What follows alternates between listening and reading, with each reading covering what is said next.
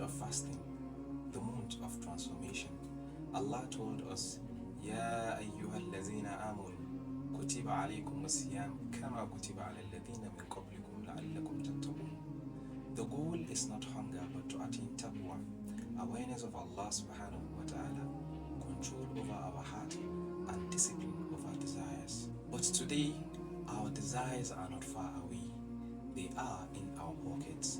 This phone is not haram, but uncontrolled usage can quietly destroy your Ramadan. This Ramadan, you have two battles: the battle against distraction and the battle to find your balance. Can you fast from food but not from social media? Or can you fast from water but not from your phone?